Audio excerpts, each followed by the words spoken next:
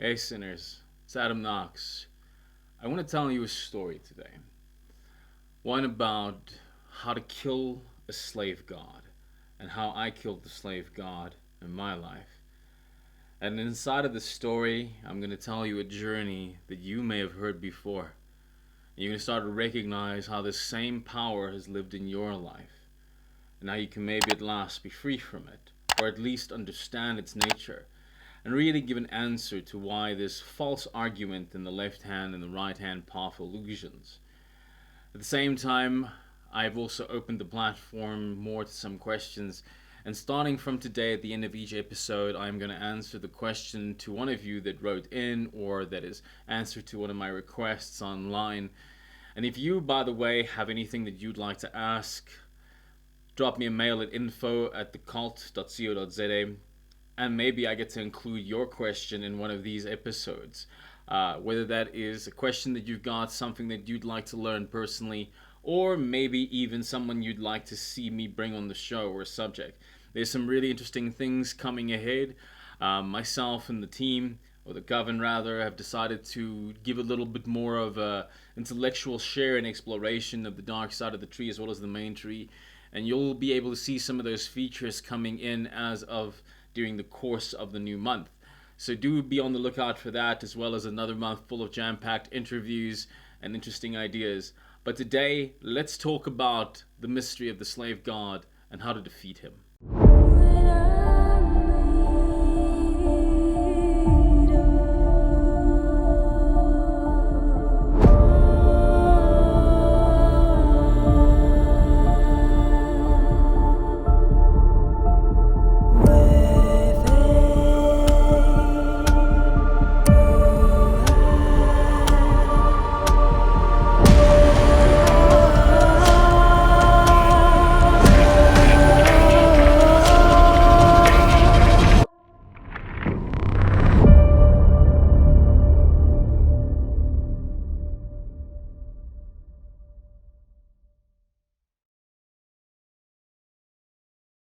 So one of my favorite kind of arguments that I'm always amused at is this left hand, right hand, kind of path argument.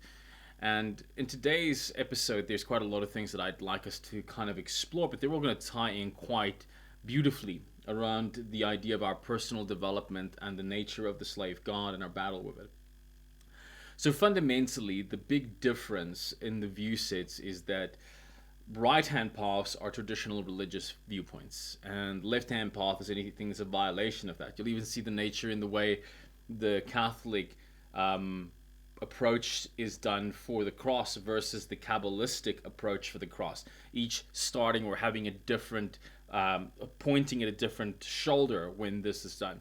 And one of the fundamental premises of this is because in the one theology, man is unworthy of God and looks unto God, seeing himself as this lesser, this sinner.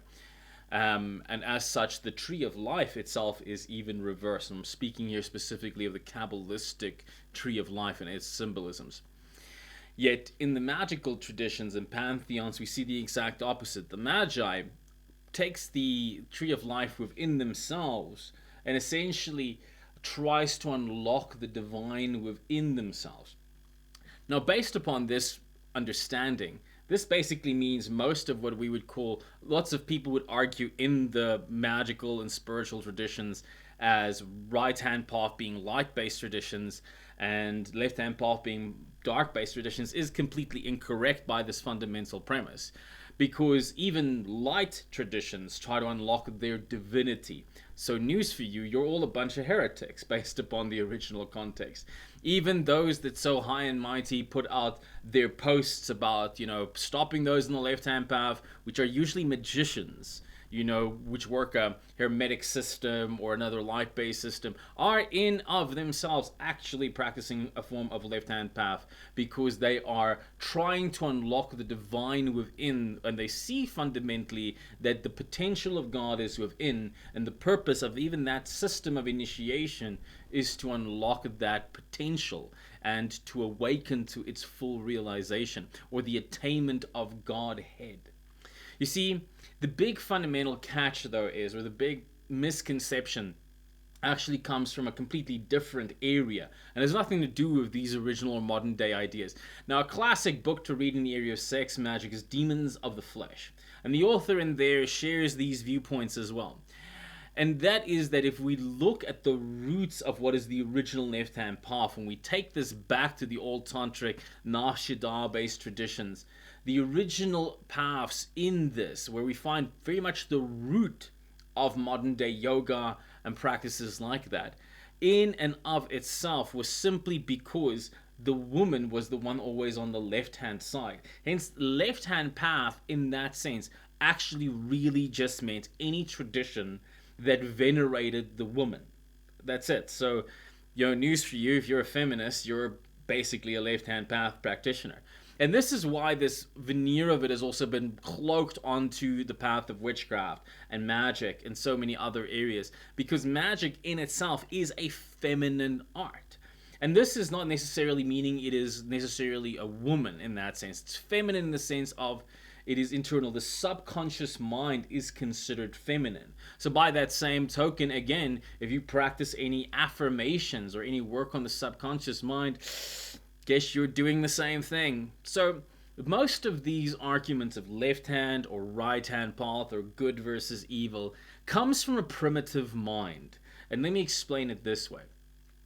The old notion is that the soul is always seeking salvation, it is always seeking heaven, and it's trying to escape hell. Now, remember, the Greek word for soul is psyche. So your psyche, and if we look at the principles of modern day neurolinguistic programming, we look at behavioral sciences, we will find very easily that the soul or psyche is consistently caught in a struggle of duality, a struggle in which it perceives some things that it associates or moves towards, as we say in NLP, and something it'll move away from. Or another term that was used for this in more primitive days is it'll want to go into heaven, aka a state of pleasure or bliss. Or it'll want to avoid a state of pain or hell, essentially. That's really what it boils down to. This is not some end of the world thing. This is a basis of human behavioral science. The reason we make all the choices we do, the reasons you choose a tradition or a culture that you do, and you don't choose another one, is because you link more pleasure to the one and more pain to the other. The reason you don't do certain things is because you associate more pain to that thing and more pleasure to not doing the thing. And this is literally what controls your behavior. That's why these are principles that depend on that determine our map or our experience of reality at such a fundamental level that their actualization has become mythic in its proportions. Joseph Campbell, the author of Hero of a Thousand Faces and one of the greatest scholars of our time, said that all religions are true in that the symbolism is true. In other words, the meaning is that if we look at these stories in a symbolic sense, we're trying to understand its deeper meaning instead of immediately attributing these supernatural qualities to it. That's when we actually start tapping into its mystery, and we can get away from this bias, because that's what there is. There's this bias about my religion, my path, my tradition, your tradition. We see this even in the mystical traditions. I'm a Wiccan, I'm a witch, I'm a Satanist, I'm a Christian Luciferian. Whatever the attribute or title that you are holding up is also the victim of this same principle. You see, and this is where we come to understand, actually for the first time, who the slave god is. Now, it is very common for this argument in this place is that where this, or let's just say where this originates from. A lot of its common translations for today comes out of the classic Diabolicon. The Diabolicon was a channeled book, a very short book, about 20-something odd pages, describing the battle in heaven and the fall of the fallen angels. And inside of this, Lucifer becomes awakened. In other words, he becomes aware of his free will and the capacity of free will. And it's inside of that the battle ensues, where an angel that was the closest to this principle of God, Messiah, basically doesn't want mankind to have free will, and basically the battle starts, charges Michael to cast Lucifer out, And there's a whole thing about why there won't be a battle again in the search outside of the influence of what is really the demiurge. Now, in essence, this is where the context kind of comes into. Because the story and the Gnostic point of view of the Garden of Eden is very, very different, and offers us a different vantage point for which, a different lens through which we should look at these ideas. And this is one where the serpent sneaks or swears, or Lucifer swears to come back into the garden to save man, to free man. And there's this ideology that man is a slave. Man is unaware, unconscious of his potential, of the seed of God, of the godhood, of the divinity, of the infinite potential of this free will that exists within him and her. And that is what then leads to the consuming of the tree of knowledge, which brings about awareness. But unfortunately, out of awareness, we also get the first duality, shame and bliss. It's this first initial play that then brings forth the other dualities, the other forms of pleasure and pain. This then creates the fall out of Eden. This fall we see in Kabbalistic structure as the tree of life with Da'at in the center, or at the top of the tree, which then is the hidden Sephiroth. This hidden Sephiroth falls down and becomes a Malkuth. Malkuth being the word for kingdom, or translates as kingdom. Your Malkuth is your current personal reality. Okay? So you can think of it in simpler terms. If you take this mythical thinking and you bring it down to practical life, the moment you were born in the kingdom of God, quote unquote. You were born in a state that was non-dual. And as you then started to progress in life, you started to differentiate. You started to separate little bits and pieces. You started to identify, this is pain, this is pleasure. And not only did you do that in the world that you were going into, but you did that within yourself, because your sexuality, your serpent, started sneaking into the garden, in order to liberate you, because the serpent is also the sexual power. And you were said, oh, no, don't touch there. Don't do that. That's wrong. That's bad. And you started having shame. So you started holding up the flower, quote unquote, and you couldn't face your God self, your fundamental flow of nature. And God here needs to be recognized as not necessarily the fundamental concept of the slave God, but it is the fundamental principle of all things. The word God was essentially never used in the original text. We get God from the German Herrgott that has its roots more in the Nordic and the Germanic traditions. And a word still used is Gott, G-O-T. This Gott, this power, which is the fundamental principle of, it can be equated very much to the Taoist idea of the Tao, which is the way. This fundamental essence and energy also then gets differentiated as we step further and further away from it, as we fall out of this state of fundamental unity into more and more layers of duality. And the way to understand this is that we are becoming more and more unconscious, more separated. And this is a principle in hypnotism. In hypnotism, if I want to put you into a hypnotic trance, one of the things I may do, there's many things I can do, but one of the things I may do is I may stop speaking to your hand as if it is your hand. I won't say, give me your hand. I will say, give me that hand. And then I will say things like, that hand does this. Or I would use another term. I would say, your unconscious does this, does that. What I'm in fact doing is I am creating a deeper level of cognitive dissonance inside of your brain. I'm creating another layer of separation from you and another part of you.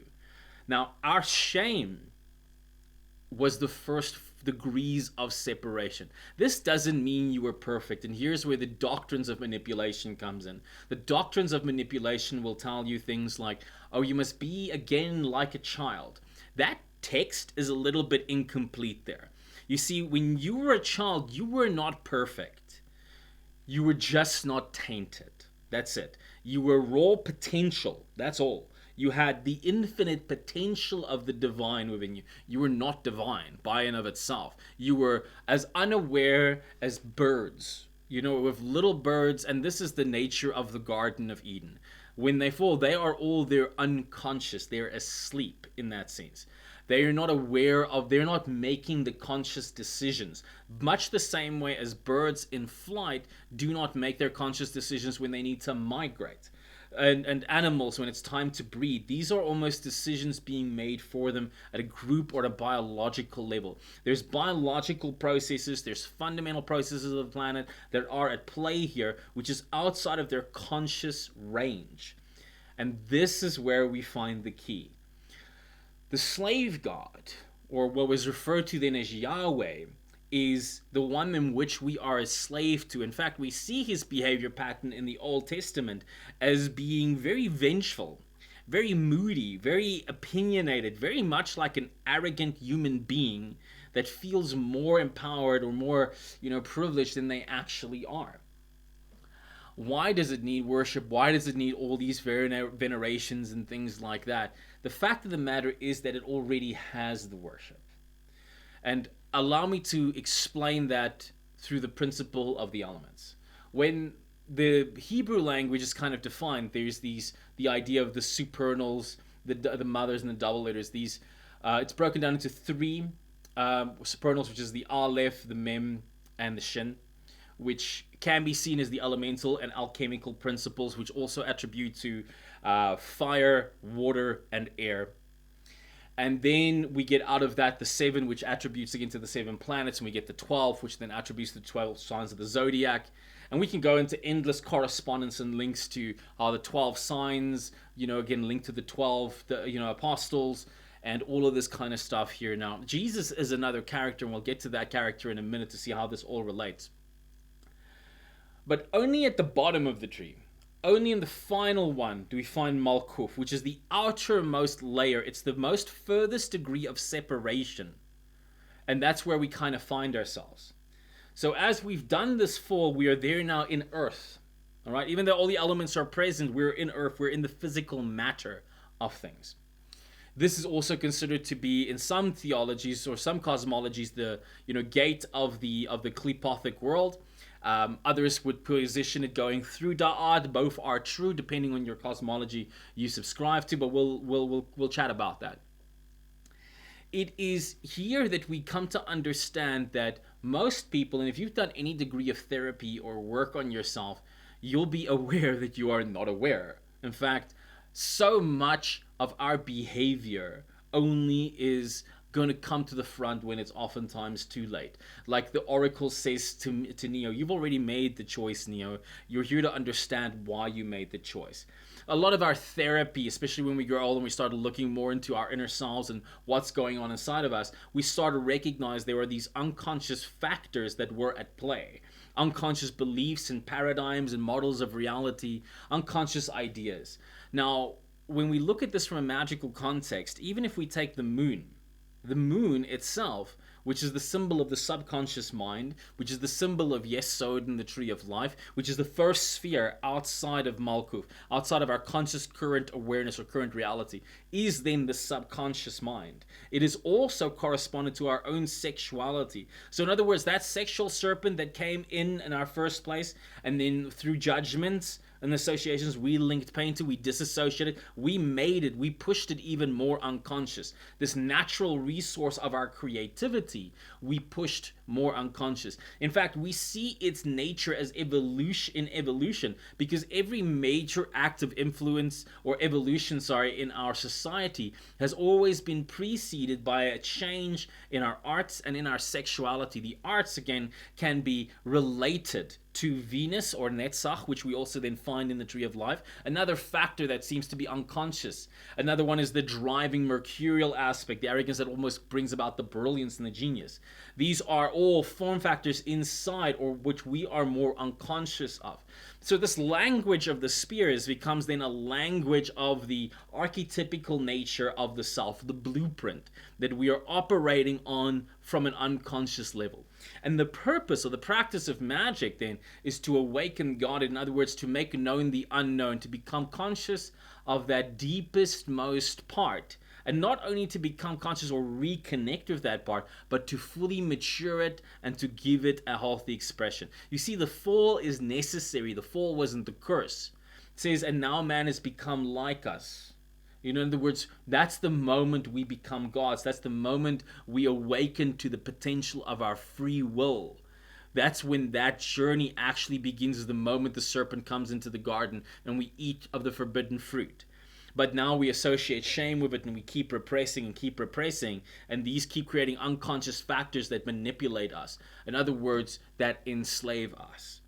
How many things are you enslaved to, really? We look at the world today. People are so seduced by what they see outside. They think, if I get that pretty house, that new car, all qualities of sight, then I am going to be happy. Then I'm going to have what I want. They listen to what other people say, all qualities of sound.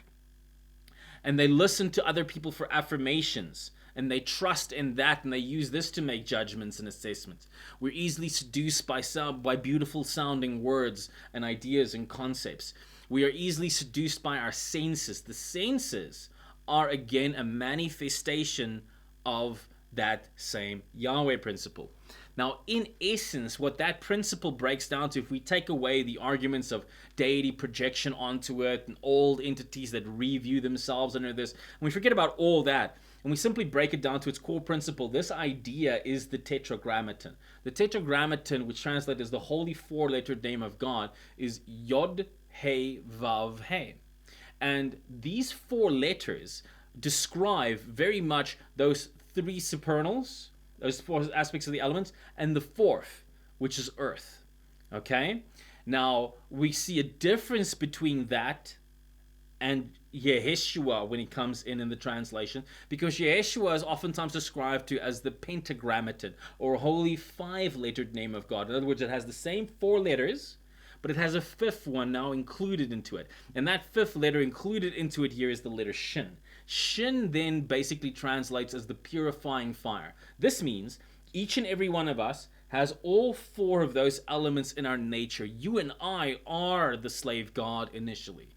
We are conditioned by that. In other words, we are in service to the slave god. We are not even aware that we are being controlled by these unconscious processes.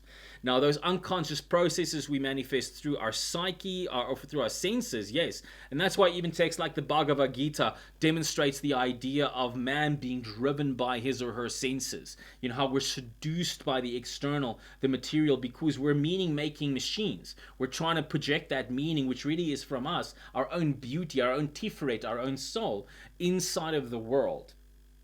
And that's just the process. That's how we start to engage with the experience. Also, part of the key to our magic as well as the key to our slavery.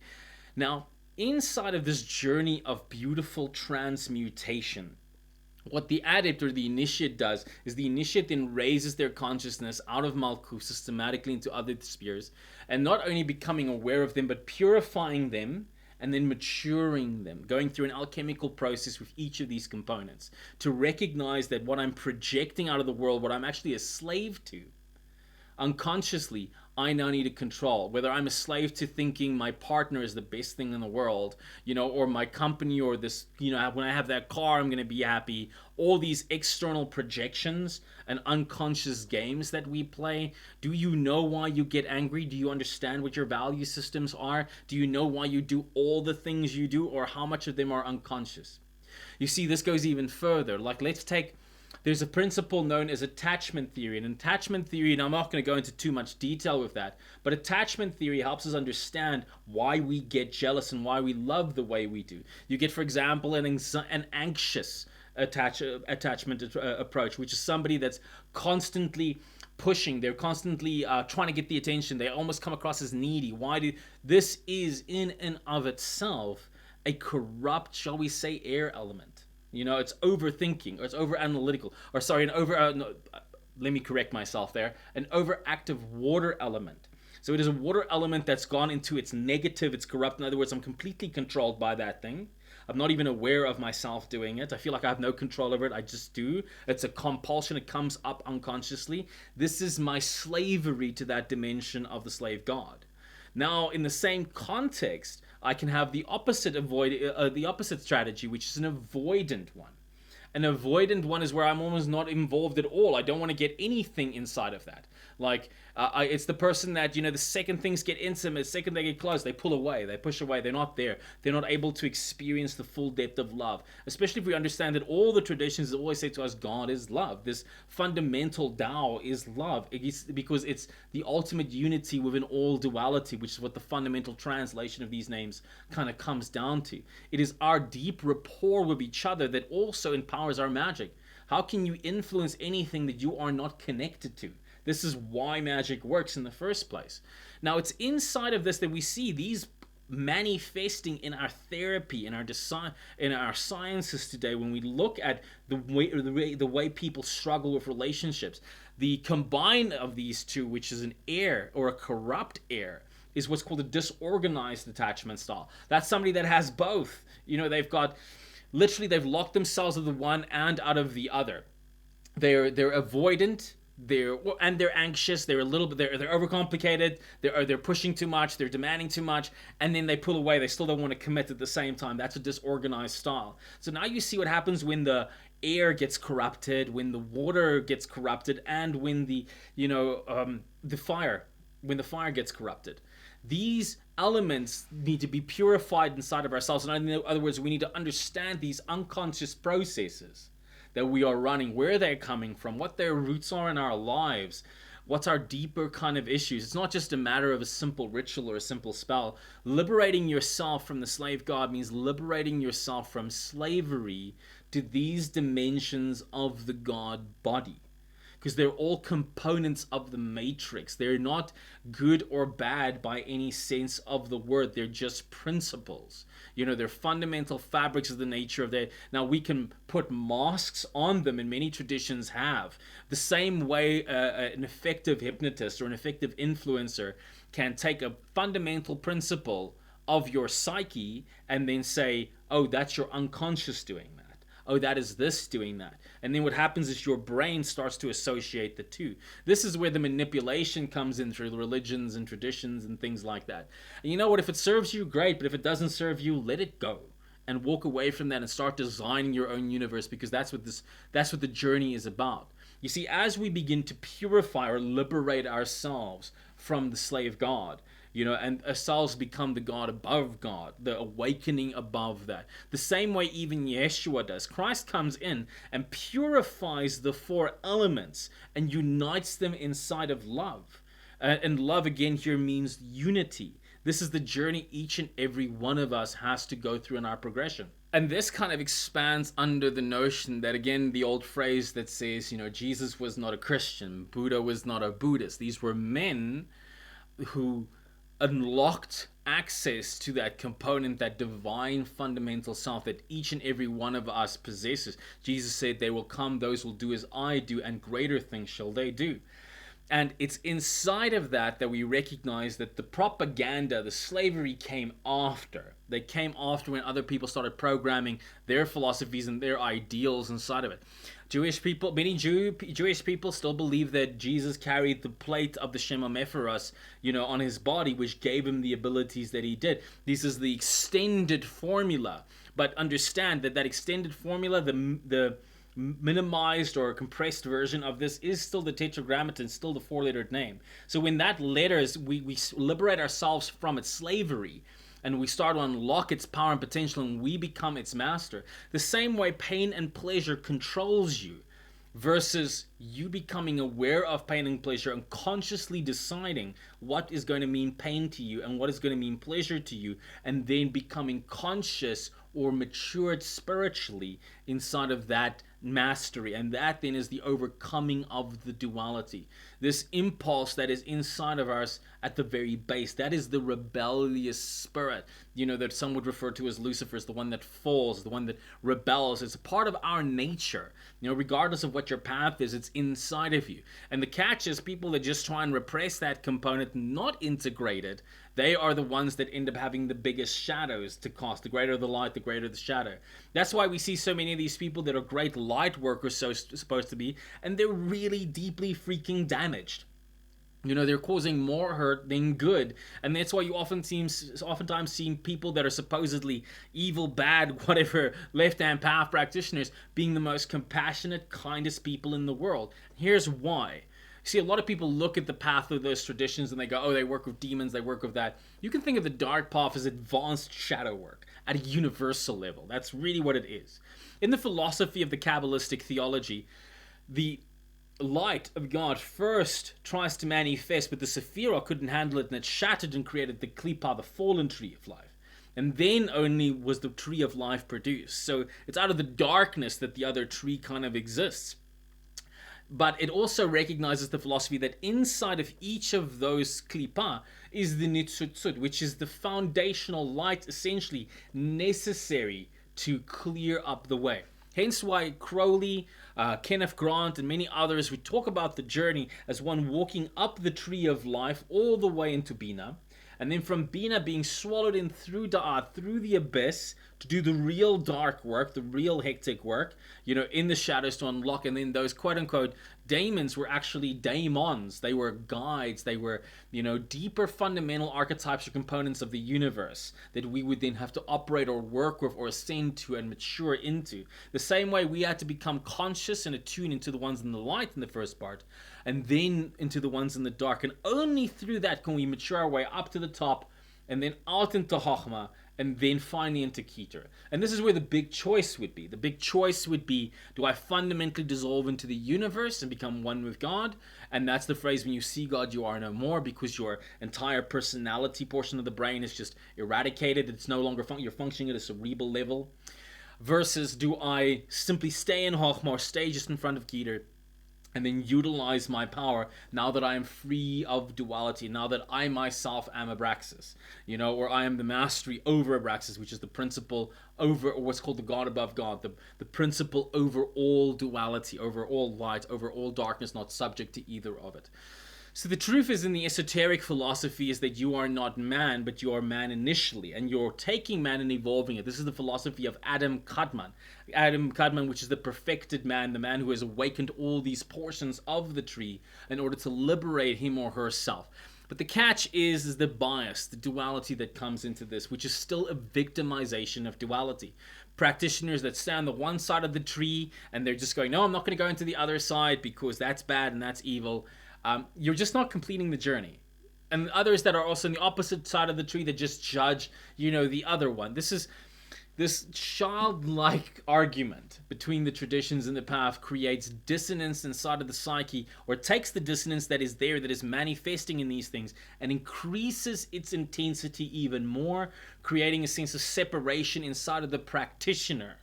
And this is what really makes people come up with this rubbish idea of that the path is lonely. Path is not lonely. If you're on a path as a magician, creating reality, and you're suffering from extreme loneliness, extreme unhappiness, that's not because of the path. That's because of the slavery that you are still a victim of.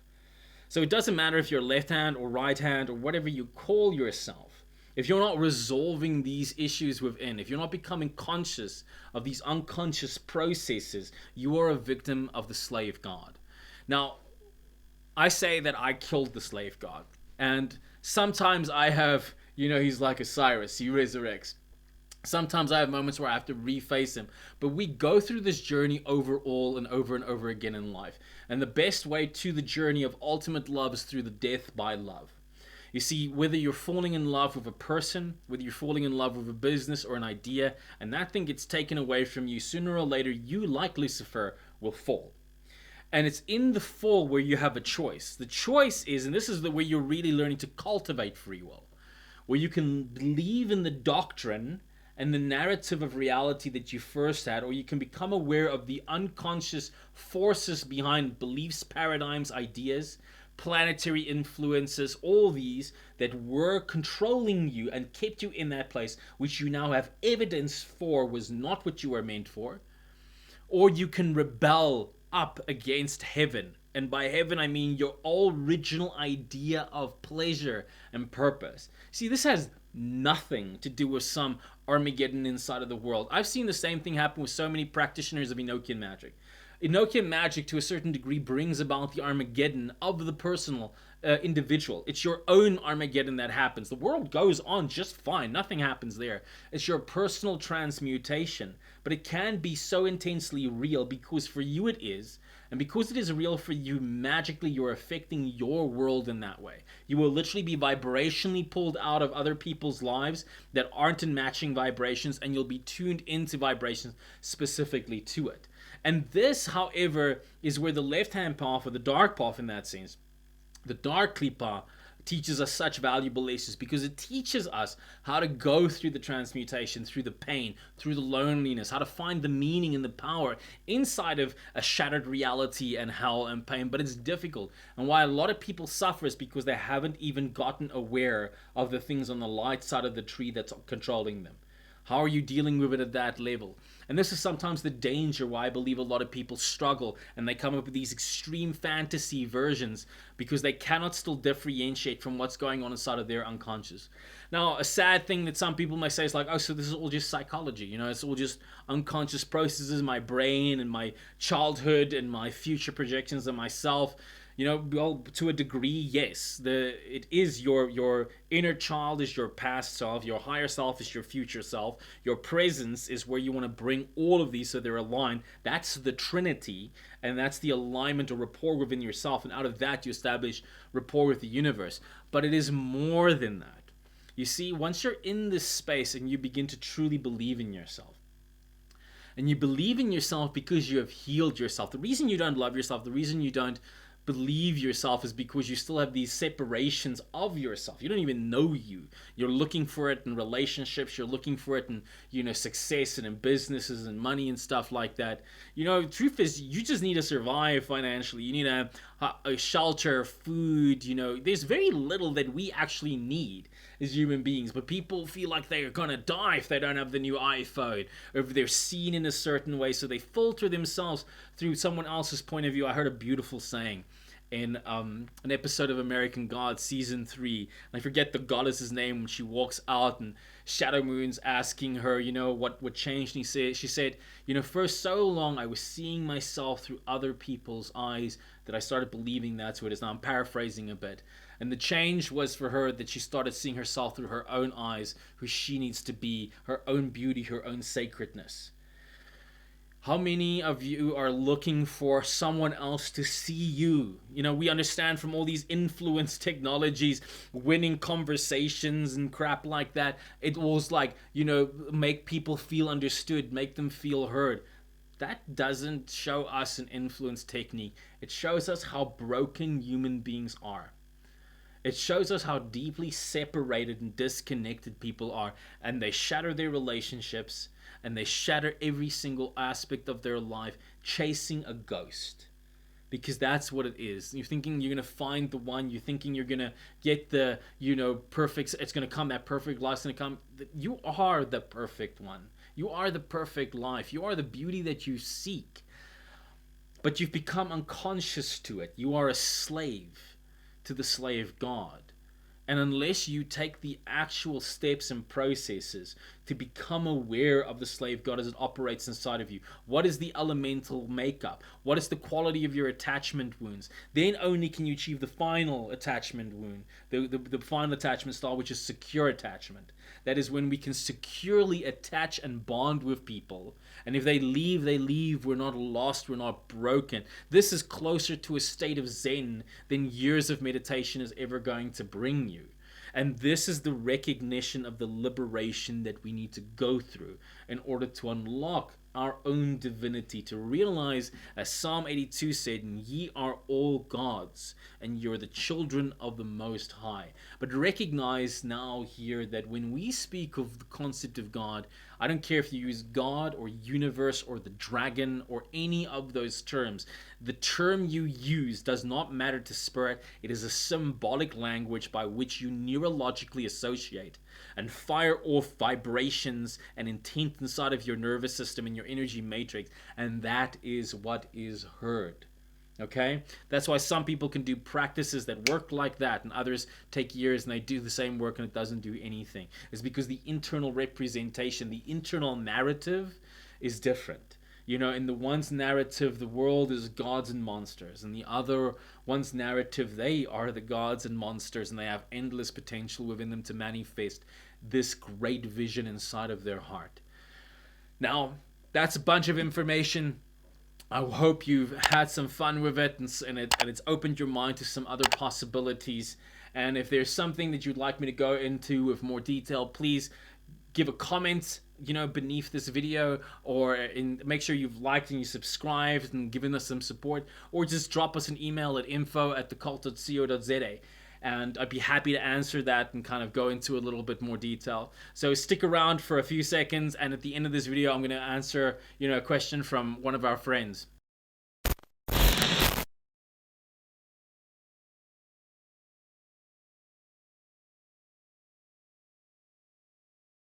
Hey sinners. Okay, so our question today comes from Gary.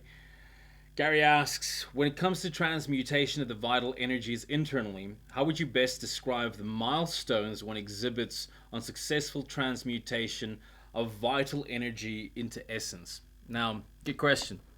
In fact, such a good question, my friend Gary, that we could spend like a freaking entire mini seminar discussing that properly.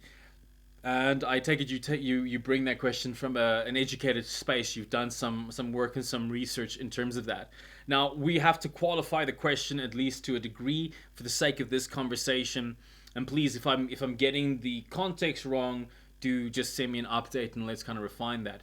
But when we talk about the vital energies of the body, we're specifically oftentimes referring to the sexual base energy of the body. Now, this is vital force energy, and let me be very specific here that sexual energy does not necessarily indicate arousal. Arousal is a manifestation of sexual energy, but in an esoteric context, when we refer to sexual energy, we refer to the dual energy as a whole. So in other words, it can be your active light, it can be your active darkness, it can be your masculine, your feminine, it can be your ups and downs, it can be any of the dual shifts in the body, of which, however, sexual energy is the most concentrated.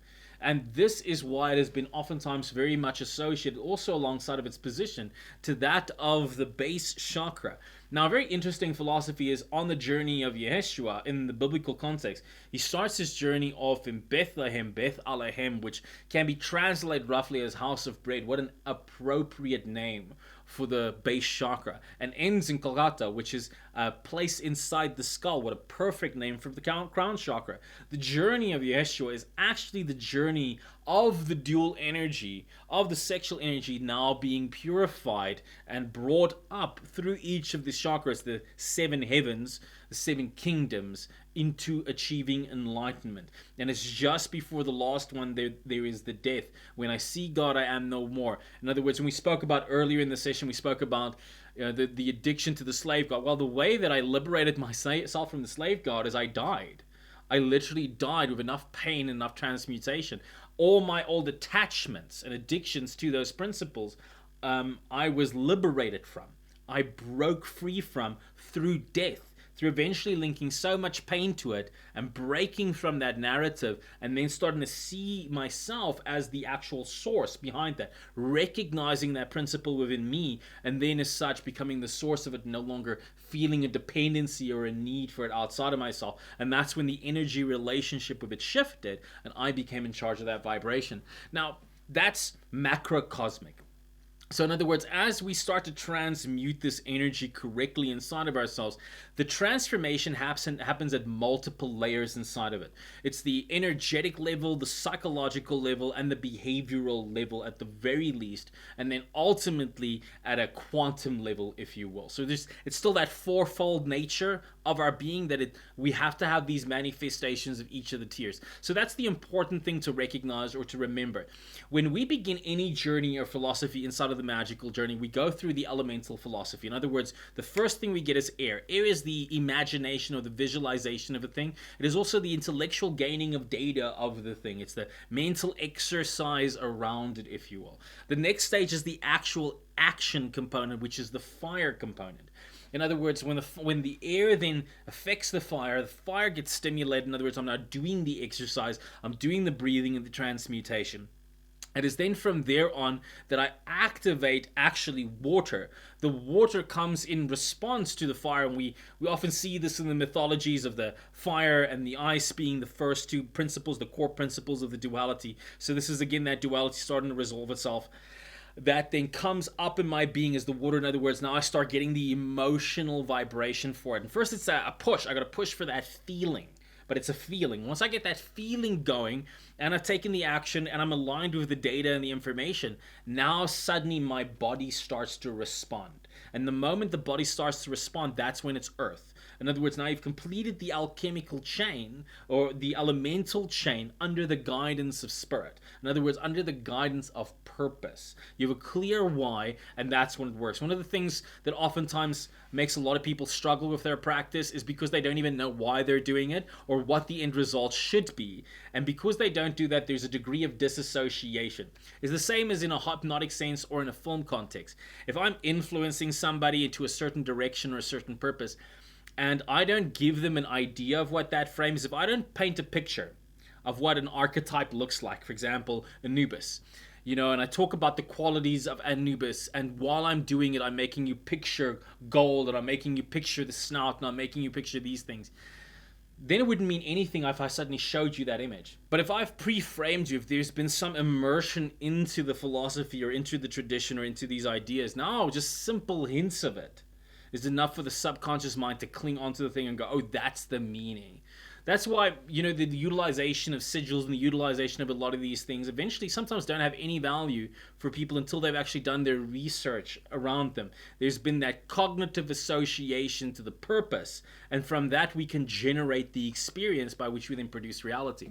So one of the things about the sexual energy transmutation, again, there's many ways to apply this. The process or alchemical process by which we transmute base energy or essential vital force into Shen or spiritual energy. The Taoist philosophy gives us a nice one, especially the teachings of Master Mantak Chai.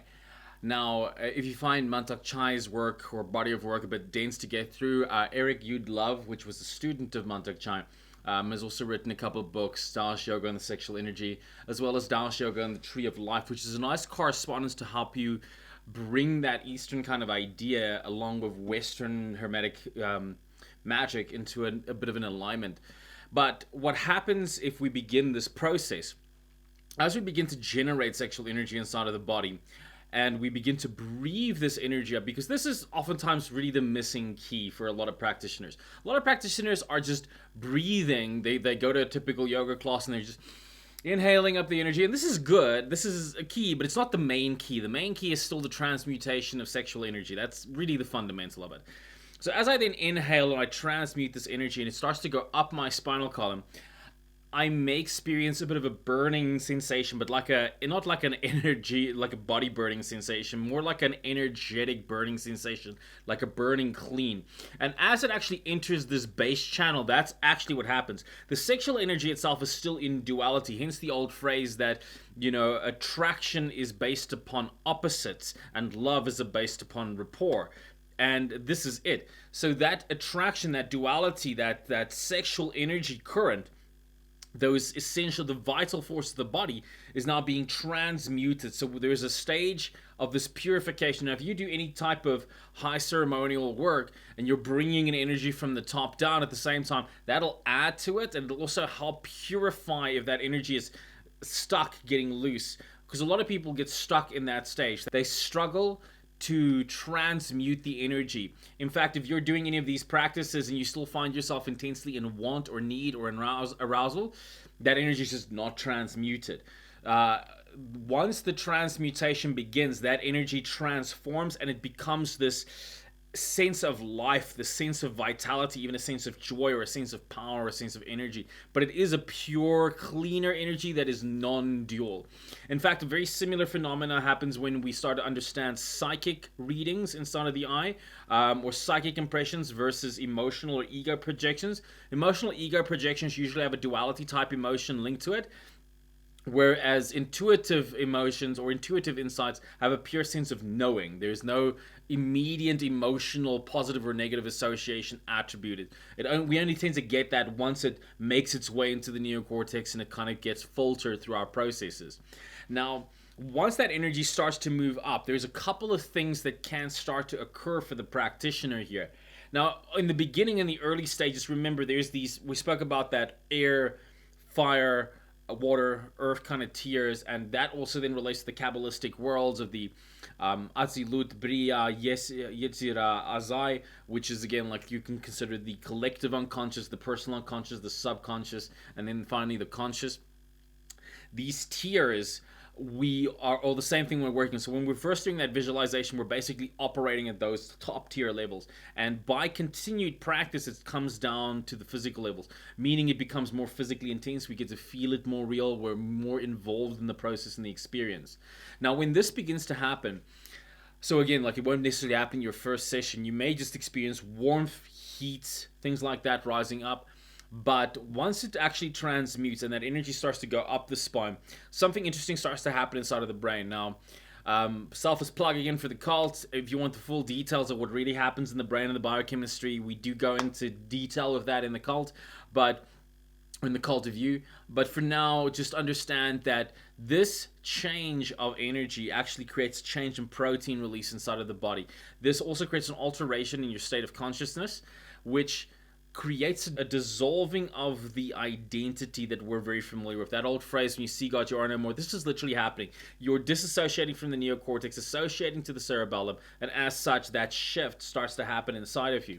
Now, as that shift starts to happen, and this is an experience that Timothy Leary talks about in some of his work when he relates the spiritual journey or the journey in psilocybin mushrooms that someone goes through to the journey of the Tibetan Book of the Dead. And it speaks a lot about the transition from the lower Bordeaux. And the lower Bordeaux is the place of struggles and the place of fears and the ego death. The same thing happens when people take mushrooms, because there's an ego death. And this ego death kind of occurs because the brain, based upon its associative processes, associates you even to time and space. So your body to a certain location. Now there's a center in your brain responsible for this, and if that gets switched off, which is what happens inside of the people tend to experience fear, they tend to experience anxiety, and this is a possibility that does occur at times. When we activate from this, the time-space veil drops. This is the eye of Shiva, so to speak, that opens up and destroys everything. So it destroys time, destroys space, and then it destroys yourself. And as it destroys self, it destroys all the stuff self is made out of, or the false self, the ego personality self. As it destroys that, that's when we step outside of time and outside of space. Now that experience, depending on the level of energy and depending on the level of practice you're engaged in, for example, this is more common with advanced sex magic practices and high magic practices than it is in traditional basic Taoist yogic practices or traditional energy Qigong and Kung Fu. But when that transition goes, there may be an actual shift, kind of like those times when you feel like you're waking up in a dream or you're falling and you're being kind of shot back into your body. That kind of abrupt change is a possibility. Shifting of vertigo, shifting of positions, feeling like you're large or feeling like you're small all of a sudden, jumping or upside down. This is all common attributions that spiritualist mediums also find when they cross the quote-unquote veil. And it's because of there's a kind of a reversal. We see this in Kabbalistic terms. If we look at the tree of life and the supernals, the top three versus the lower, they're kind of reversed. We have a masculine Hochman, a feminine Bina, but then the spheres beneath it, beneath the masculine become feminine, the ones beneath the feminine become masculine in their qualities and attributes. This is the reversal. That's kind of a thing that can happen. It's different for everybody, depends on your experience and your psychology. As that then begins, your magical magnetism starts to increase. This magnetism has an impact upon the quality of your voice. The quality of your voice, your tonality, your sound may not completely change, but your tonality and the resonance and the energy with it actually changes. And this is because of the magnetism that now gets fused in with your workings. This is the basis behind the secrets of the Druidic storytellers, the enchanters, and all those kinds of practices.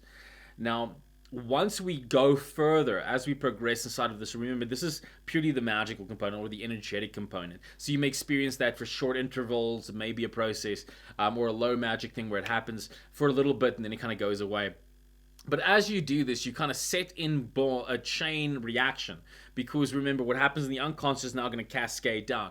As it starts to cascade down, any kind of repressed stuff that is in there, in the system, bad beliefs, negative things that keep you from your fundamental source, your dragon, your God, your universe, your Abraxas, whatever it is, your Shema Mithras, your Goetia, that's going to come through whatever that map is and whatever those mixed tainted parts are. And it's going to amplify to the point where it can manifest as actual reality. Your duty, your job is to ensure that you maintain discernment. You maintain the discernment in the sense of when this comes up, you get to recognize, is this an experience I want? Because again, you've got free will, you're cultivating your free will. Or is it something that I'm going to let go of now? And then applying the principle of Kali, in a sense, destroying, again, the principle of Shiva as well, destroying that old undesired reality and reintegrating that part of you that's been lost to come forward. Now, this continued progression then brings about wholeness psychically. One of the phenomena that we find in spiritualist mediumship in the old days is that somebody doing mirror gazing, some people call it silver mirror, some people call it white mirror, but normal mirror, you sit and gaze in, the old classic, use the two candles, stare at the thing. The faces that you see coming through are correspondent to your psychic conditions. They are spiritual beings in that sense, or correspondence like that, but they're also psychological components, and they're matched. That's why the old golden dawn adage, I'm the exorcist in the midst of the exorcism. As you purify these components, eventually when you look in the mirror, or someone looks at you in that same Hakola style vision, you just start to glow. That glow starts to happen. And this is the sign of an integral person, a person that is integrated into the various components. When they are at that state, they've resolved their attachment issues. They're in a state of, secure attachment. They've matured their elemental components. They're a healthy sovereign. They're a healthy warrior. They're a healthy magician, lover. And they're operating in these other quadrants of their life. So again, this is not just a magical practice thing. This is something that reflects in your actual world. You've overcome, quote unquote, the slave god. You've defeated the slave god, and you've now gained power over that. It's same, as Sigurd that slits the throat of the dragon and drinks the dragon's blood. You've now liberated yourself from these various parts of the mechanism and purified those components of yourself alchemically, to come out the other side. So as a result, your kind of growth is kind of fully established, or it's continually expanding. Because again, there's a mindset that a lot of people have with this is, I'm going to master the technique and I'm going to be done. You're never going to be done. The tree of life is a good symbolism where it says the malkuf of the current tree, or the keter of the current tree, is the malkuf of the next tree, and it's an infinite journey. You see, as you continue to expand your model of reality, you're starting to take in more of your divinity. You're moving that force, that infinite force, to flow through your system, your energetic system. You're going through this alchemical channel. What ends up happening is you can now handle more and more levels of that energy, greater and greater expanses of consciousness, and they are specific to your unique purpose and destiny. That's why it's never going to really match one of the things that you've seen. In fact, if you are trying to match what you've seen by someone else, like a Jesus or a Buddha or a Genghis Khan, or a Richard Branson, that's not you being on the path. That's you replicating someone else. That's still you being a slave to one of those programs. And what will happen in the next stage is your intuition will open up at a higher level, because you'll have more energy coming up.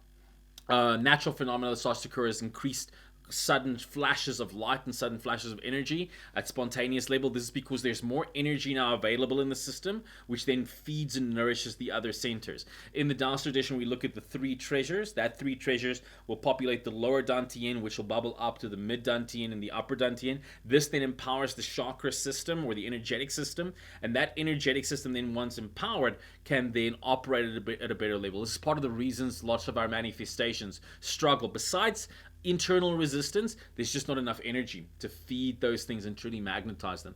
I hope that answers your question and give you some food to thought. Please, everybody, if you've got some questions of yourself, give us a comment or write us an email at info@thecultofyou. I'm Adam Knox, reminding you to live deliciously.